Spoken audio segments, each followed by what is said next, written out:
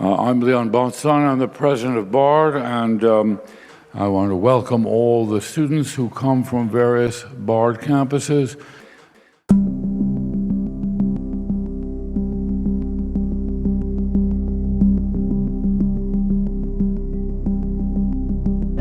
From the Daily Catch, this is The Catch-Up. I'm Walter Mullin. And I'm Emily Sachar. For more than 5 decades, Leon Botstein has reshaped Bard College as its president, dramatically expanding its academic reach, international footprint, arts programming, and fundraising power. Few small college presidents have left such a visible imprint on a single campus. Some would even say around the world. Just a few weeks ago, Botstein proudly announced that Bard had succeeded in completing a $500 million challenge matching grant project to bring the school's endowment to $1 billion, landing the institution among the top 10 endowed small colleges in the nation. But Botstein is in the news again for less savory reasons, tied anew to the Jeffrey Epstein files. Among the 3 million more documents released by the Department of Justice last week, thousands add fresh detail to what was already known about Botstein's relationship with Epstein, including the nature, duration, and benefits of that connection, which took place long after Epstein's 2008 conviction. Today, we'll walk through what's new and consider what's next for Botstein and Bard.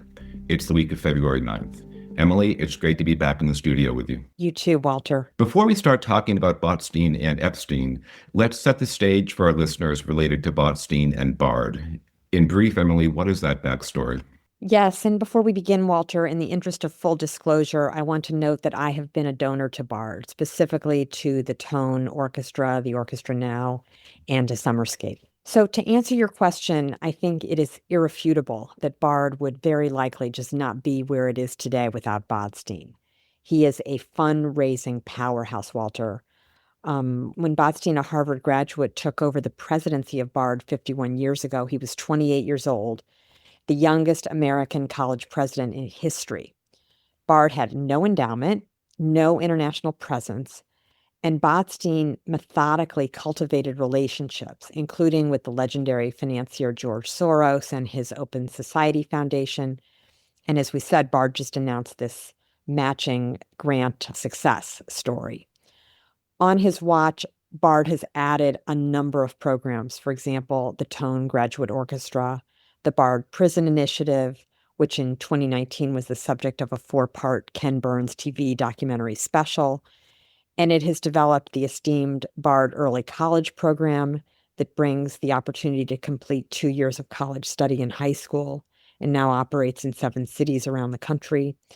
And he's, of course, the founder of the acclaimed Bard Music Festival. So it's a lot of stuff. Before we begin talking about the interactions between Leon Botstein and Jeffrey Epstein, let's just recap some key dates in Epstein's legal saga. The dates matter based on when Botstein was interacting with Epstein, right? Yeah, exactly, because certain things about Jeffrey Epstein's sexually predatory behavior with girls became known at key moments, and I want to recap that with you. While we share out in this episode, Walter, many new details, the fact of the relationship between Botstein and Epstein has been known for several years. We've written about it, and so have other media outlets. So Epstein first came under investigation in 2005 in Palm Beach, Florida, after allegations that he abused underage girls. And in 2008, he pleaded guilty to state charges that included soliciting prostitution from someone under 18. He received an 18-month sentence, and he served much of it in a work release arrangement.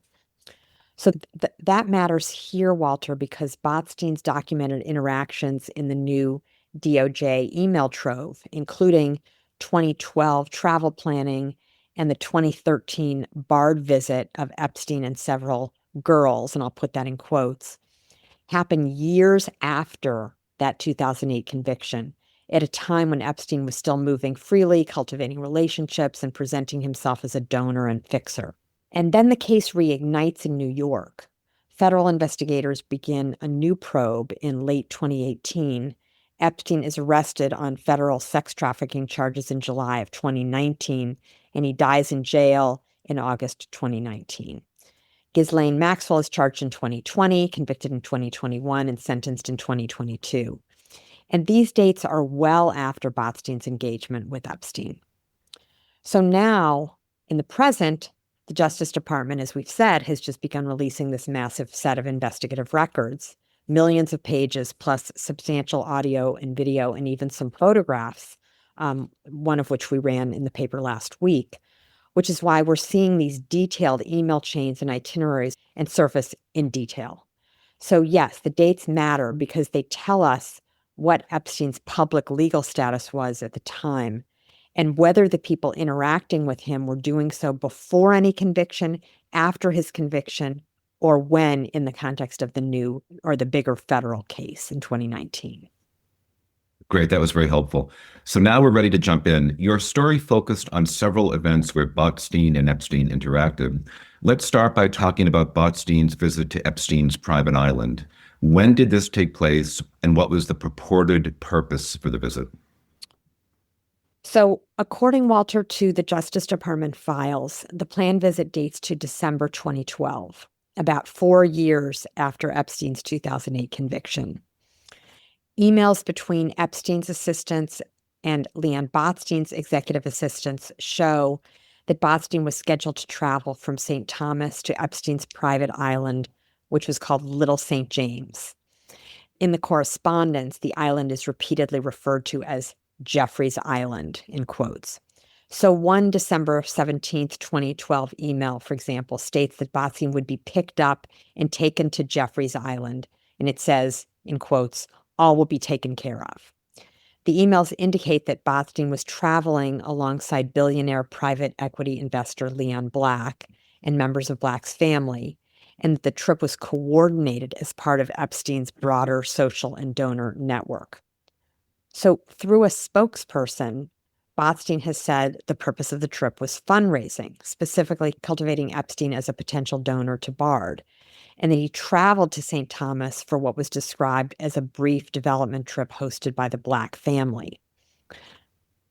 Botstein's spokesperson has also said that Botstein became ill during the visit, that he had a terrible flu, and that he isolated himself in a bungalow, and that he does not recall being on Epstein's island. The emails, however, clearly show that plans were made for Botstein to be transported to the island, and flight records place him in St. Thomas at the time. And now there is new reporting that came out just last night, another email that is in this new DOJ release that has Epstein receiving an email from Botstein where he said he loved his time on the island. So we don't know whether that's St. Thomas or whether that's, as the possibility seems, that he was actually on the island, on Jeffrey's Island. We don't know that. We can't really discern that from these emails. But did he have the flu, or did he have a great time? Did he leave the next day, or did he stay longer? Like, we don't really have that full story yet. And we don't have a full conclusive timeline or storyline of what really went down on the island. Now, one other thing I want to mention, because Bard has said repeatedly that all of the efforts to solicit money from Jeffrey Epstein came to naught. But Botstein's contact with Leon Black was productive for Bard on that trip, because Black made a $250,000 contribution to the college. We've been talking about travel and planning that happened off campus, but what do the emails show about Epstein coming to Bard itself, and how were those on-campus visits handled? Yeah. So this is another rather troubling part of the story. So the emails show that Epstein's visits to Bard College were planned in detail and treated as formal events, with Botstein's office directly involved in logistics. The most detailed example is a visit on July 28, 2013, when Epstein flew by helicopter to Bard. Emails, Walter, that are released by the Justice Department show that Botstein was scheduled to greet him personally. The transportation was arranged by Botstein's office because of the distance between the various venues, and that Epstein was expected to meet with Botstein at his home before attending an opera on campus. And those same emails indicate that Epstein arrived with 5 companions referred to as girls, in quotes, who were instructed to bring identification. 6 tickets were left at will call, and plans included an opera talk hosted by Botstein and a possible after party at his house. Flight records also show that Epstein may have visited Bard earlier, in May 2013, arriving by helicopter from Manhattan. Additional visits were discussed in emails over the years, though it's not clear which ultimately took place. So through a spokesperson, Botstein has said that Epstein came to Bard only twice, for an opera and later a concert, and that the purpose of the interactions was fundraising. But the DOJ files show more extensive planning and more frequent contact than had previously been public, including additional invitations to additional performances and campus events. So taken together, Walter, the documents show that Epstein's presence at Bard was not incidental or spontaneous. It was coordinated, it was hosted and handled at a senior administrative level. Okay, so now filmmaker Woody Allen enters the story. How does he figure into all of this, Emily? Yeah, so that's another part of the story that really gets at how admissions is managed at Bard College. And of course, you and I both know, and so will our listeners, that admissions in colleges are not always a meritocracy. But we see this now played out in open fashion in these emails. So Woody Allen appears in the record through emails showing Jeffrey Epstein acting as a go-between when Allen and his wife, Soon-Yi Previn, were navigating their daughter's college application. So according to emails released by the Justice Department and first reported by the New York Times, Epstein contacted Botstein in November of 2016, saying that their daughter, Beckett Allen, was considering Bard and asking Botstein to coordinate a visit. And Botstein replied that he would be delighted to help and suggested that Previn contact him directly, that Soon-Yi contact him directly. So Previn followed up the same day, thanking Botstein for offering to help her daughter get into Bard, and subsequent emails show Beckett Allen communicating directly with Botstein about her interest in the school and later indicating that Bard was her first choice. So in January 2017, a message sent to Epstein from Allen's account and appearing to be written by Previn thanks Epstein, saying, "I can't thank you enough for getting Beckett into Bard," while also noting that the parents did not want their daughter to know in advance that she had been admitted, wanting her to think that her very hard work had gotten her into Bard. Now, Botstein has said he did nothing beyond what he routinely does for families navigating the admissions process, and that Beckett Allen was admitted on her own merits. Bard has also said that Epstein exaggerated his influence and described him as a serial liar. What the documents show is that Epstein inserted himself into the process, presenting himself as a facilitator between Allen's family and the Bard president, even as the college maintains that the admissions decision was independent. Now, there's a very important additional point here that deserves mention that hasn't really been explained in the media stories that have come out to date. We did explain it, but it's important, I think. Another of Allen's children had already gone to Bard. His son with Mia Farrow, Ronan Farrow, who was born as the name Sachar, people may know him by that name, attended Bard College at Simon's Rock starting at age 11, around 1999, and he later transferred to Bard College, from which he graduated in 2004 at age 15. By the way, one of the youngest, if not the youngest, student ever to graduate from Bard at that age. Given Ronan's academic prowess, the fact that he was the youngest student, as I just said, and his celebrity parentage, it does seem somewhat preposterous that Botstein would not already have known Woody Allen's family and that the family would have needed Epstein's involvement. And there's another piece here that's just an interesting little side note. Ronan Farrow won the Pulitzer Prize several years ago for his work on the Harvey Weinstein story, which was, of course, involving sexual abuse and sexual harassment. So there's just an interesting little twist there. So a lot of people, a lot of bold-faced names in this story. Let's move on to talk about how you actually researched and reported the story, Emily. You referenced thousands of DOJ records, which included emails, flight logs, and financial records. How did you work through all this information? How do you cross-check sources, and what criteria did you use to determine credibility? Yeah, okay. So this is an interesting question. All of our reporting for this story you're referencing is based on DOJ records and emails. So in terms of the mechanics of this, Walter, one can go to the DOJ database, type in a name. They ask you to confirm that you're 18 years or older. There's no way they would know. You confirm that. You type in any name you're interested in, Leon Botstein. You spell it. The email record turns up and you just start reading. Flight logs that are referenced are inside the emails. And these emails can be treated as primary source material. They come directly from the U.S. Department of Justice's investigative files, released under federal authority as part of the Epstein records disclosure. And they were collected contemporaneously by investigators rather than reconstructed later. So they provide a verbatim, time-stamped record of what participants wrote to one another at the time. And beyond that, we accept them. Now, whether what they say in those is honest is not for us to say, right? So, for example, if Leon Botstein were to say in one of those that he was feeling sick, then we don't know whether that is or isn't true, right? We just have to look at the emails for what they are. Exactly. Botstein's spokesperson said all the interactions with Epstein were purely for fundraising purposes. After reviewing the correspondence, does that explanation hold up in your opinion? I think it's getting harder and harder, Walter, to be honest, as the days pass. The correspondence does support the idea that fundraising was a central justification for the relationship. Many of the emails involve invitations to performances, travel planning, discussions framed around Epstein as a potential donor, and so on. But the records also show interactions that don't sit comfortably within a narrow fundraising explanation, particularly as time goes on. I'm going to give you some examples.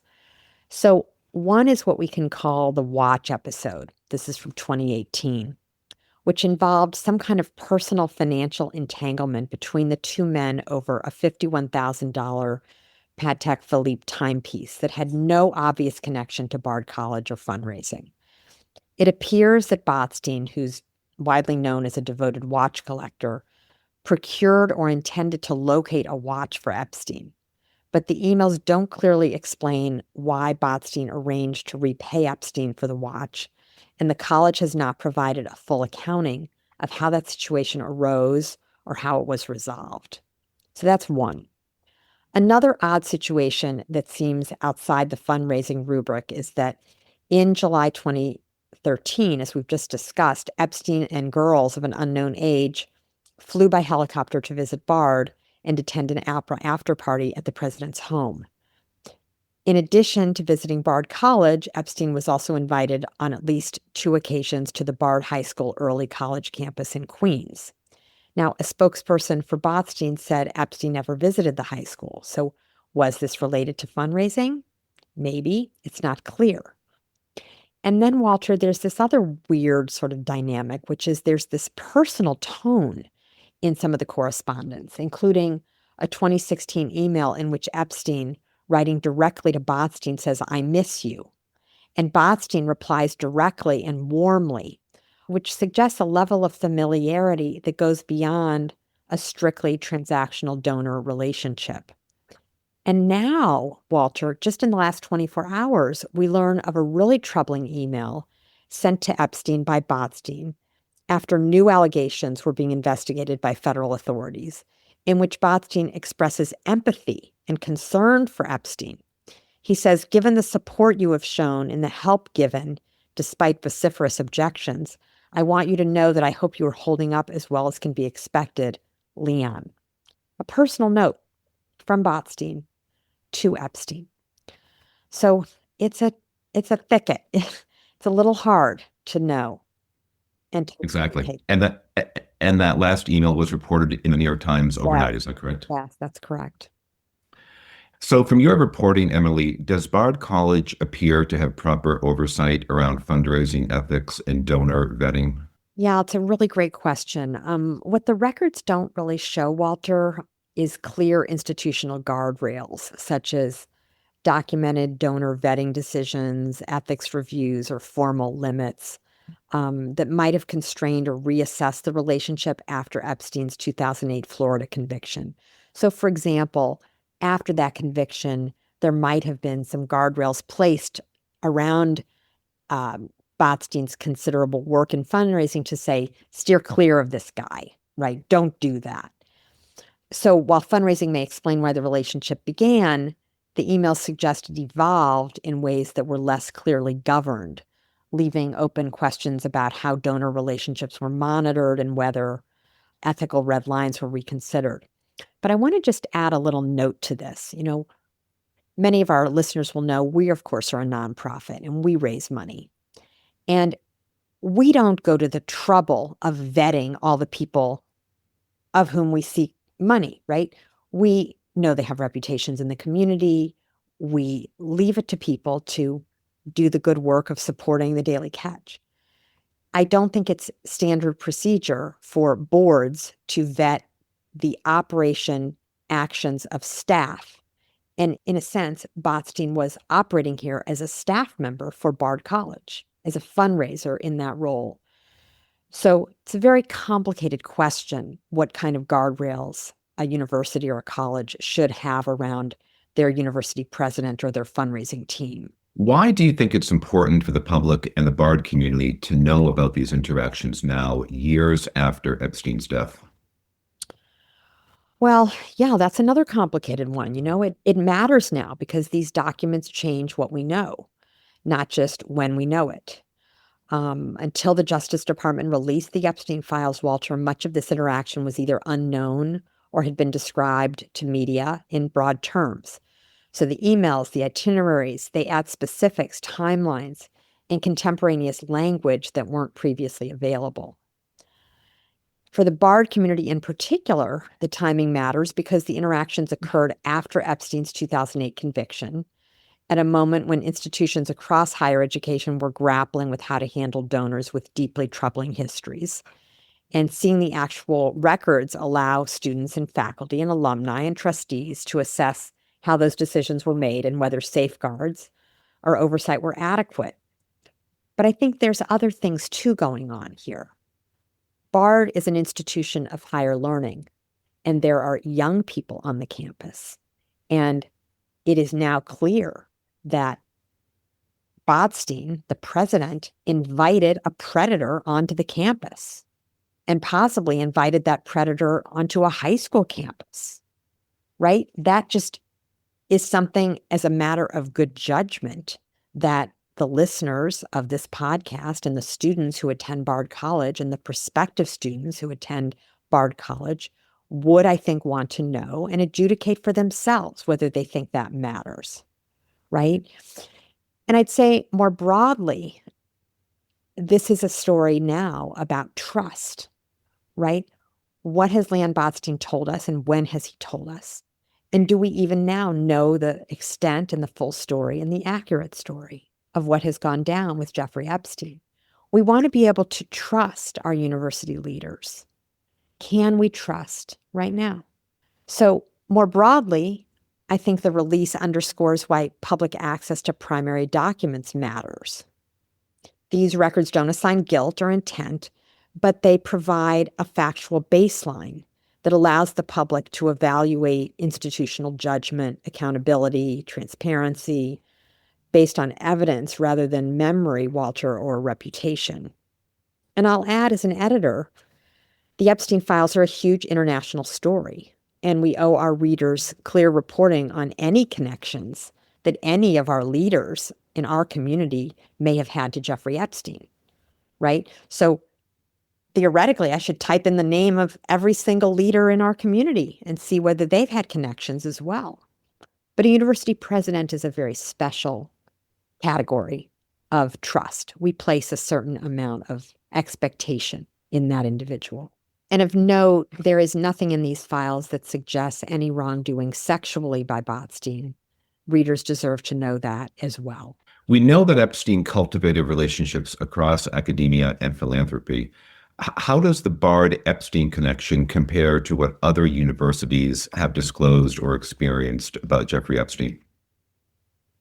Yeah, so Bard appears consistent with the broader Epstein playbook. Cultivating prestige, access, and institutional legitimacy through academia, though the financial footprint at Bard, as disclosed so far, appears far smaller than, say, Harvard's Harvard's pre-2008 giving and MIT's post-2008 donor scandal. Harvard's own review found it received $9.1 million in gifts from Epstein between 1998 and 2008, and no gifts after his 2008 conviction.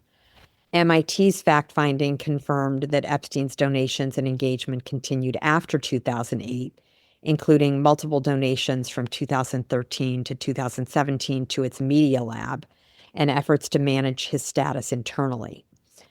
Harvard's former president, Walter Larry Summers, who had earlier resigned the presidency of Harvard over unrelated matters, did step down from at least one prominent board role on OpenAI after reporting revealed continuous post-2008 contact with Epstein, including seeking personal relationship advice. Those resignations were tied to judgment and reputational concerns, not allegations of sexual misconduct. And just this week, it was revealed that New School president Bob Kerrey had contacts with Epstein between 2013 and 2014. So Botstein, as we know, is surely not alone. So Bard College is right here in our backyard. Emily, what's next? What are you and the team watching for? What do you think you'll be reporting on next? Yeah, well, we're going to be very busy. There are many constituencies in this story who have influence. There are students, faculty, staff, large donors, smaller donors, prospective parents, prospective students, the Board of Trustees trusted with governance, and each may have something to say what happens next. All I can tell you is we will be there to report as much of it as we possibly can. Well, Emily, thank you so much. It's a pleasure being back in the studio with you. I've missed being in the studio together. Me too, Walter. Great. This concludes the catch-up. Thanks to Matty Rosenberg, Jen Hammoud, and Esther Martel at our partner Radio Free Rhinecilff for their help in producing this episode. See you next time.